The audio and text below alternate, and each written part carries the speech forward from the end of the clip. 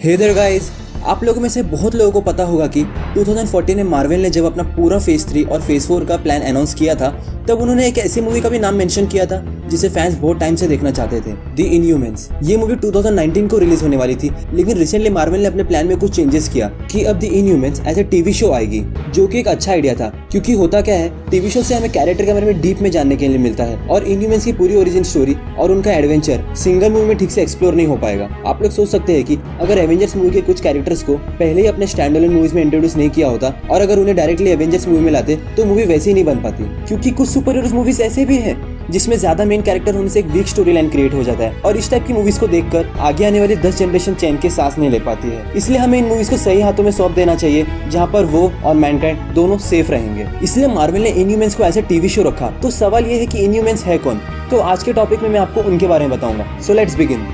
Millions of years पहले जब क्री, जिसे आपने guardians of the Galaxy volume 1 में देखा है, और स्क्रल, जो कि एक एलियन रेस है जिसका डेब्यूट अभी तक एमसीयू में नहीं हुआ है, उन दोनों में वॉर होने वाला था। तब क्री ने यूरेनस प्लेनेट पर अपना एक बेस बनाया जहां से वो स्क्रल के साथ लड़ाई के लिए प्रिपेयर हो रहे थे। जब वो वहां पर अपना काम कर रहे थे तब उन्हें अर्थ पर इंसानों के होने के बारे में पता चला और फिर इसलिए उन्होंने ह्यूमंस पर एक्सपेरिमेंट करना शुरू कर दिया। ये सब करने का मेन रीजन उनका ये था कि इस तरह से वो अपने लिए एक एडवांस्ड और पावरफुल सोल्जर्स बना लेंगे जो उन्हें स्क्रल के साथ वॉर के वक्त हेल्प करेंगे।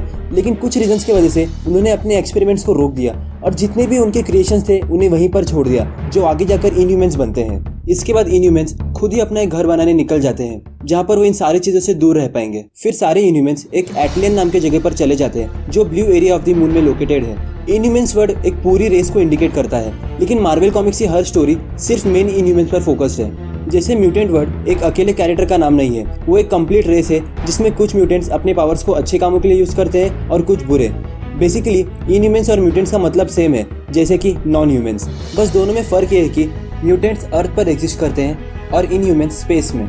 जब सारे इनह्यूमन्स एक पर्टिकुलर एज पर पहुंच जाते हैं तब उन्हें एक म्यूटेजिक वेपर से एक्सपोज किया जाता है जिसका नाम ट्रिजन मिस्ट है। इस तरह से उनके पावर्स अनलॉक हो जाते हैं और हर इनह्यूमन पर उस एक्सपोजर का अलग अलग असर पड़ता है। मतलब सभी को अलग अलग तरह के सुपर पावर्स मिलते हैं, लेकिन ये चीज नॉन इनह्यूमन्स के लिए डेंजरस हो सकता है। तो अब चलते हैं कुछ मेन इनह्यूमन्स पर।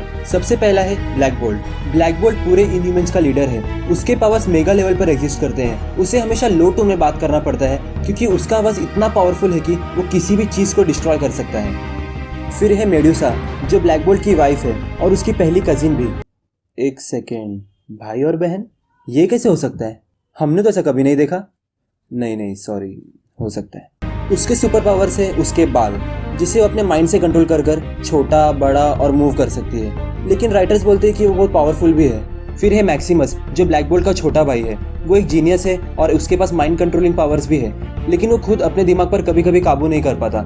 ये एक विलन है जिसे इनह्यूमन्स का राजा बनना है। कैरनेक भी ब्लैक बोल्ट का कजिन ब्रदर है। बाकी इनह्यूमन्स की तरह वो ट्रिजन मिस्ट से एक्सपोज नहीं हुआ था, इसलिए उसके पास इनह्यूमन्स के लेवल वाले पावर्स नहीं है, लेकिन वो एक एक्सपर्ट मार्शल आर्टिस्ट है। फिर है ट्रिटॉन, जो कैरनेक का बड़ा भाई और ब्लैक बोल्ट का कजिन भी है। आप सब एक बात समझ लेना कि सारे इनह्यूमन्स एक दूसरे के भाई बहन हैं।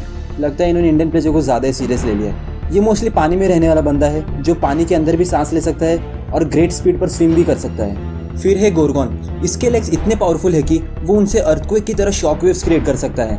उसका सिर, हाथ, बैक और फ्रंट इंसान की तरह है और बाकी का शरीर और पाँव घोड़े की तरह। फिर है क्रिस्टल, जो मेडुसा की छोटी बहन है। वो एलिमेंट्स को कंट्रोल कर सकती है, जैसे कि हवा, आग, पानी, थोड़ी बहुत जिन की तरह। फिर है लॉकजॉ, जो इनह्यूमन्स के पूरे फैमिली को गार्ड और प्रोटेक्ट करता है। वो खुद और अपने आसपास के लोगों को टेलीपोर्ट भी कर सकता है। तो ये था सारे इनह्यूमन्स का ओरिजिन स्टोरी और हर इनह्यूमन्स के पावर्स।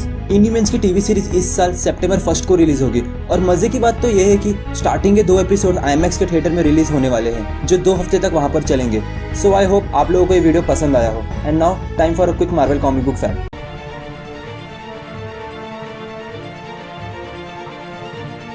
सो गाइज, अगर आप लोगों को वीडियो पसंद आया हो तो प्लीज़ इस वीडियो को लाइक कर देना और ऐसे ही बहुत सारे कंटेंट्स के लिए do subscribe to my channel. और लेटेस्ट न्यूज़ और अपडेट्स के लिए आप हमारे फेसबुक पेज को भी फॉलो कर सकते हैं, जिसका लिंक आपको डिस्क्रिप्शन में मिल जाएगा। और अगर आप लोगों के कुछ थॉट्स एंड ओपिनियंस है, then leave it in the comment section down below. Thanks for watching this video. This is the Indian nerd signing off. Bye.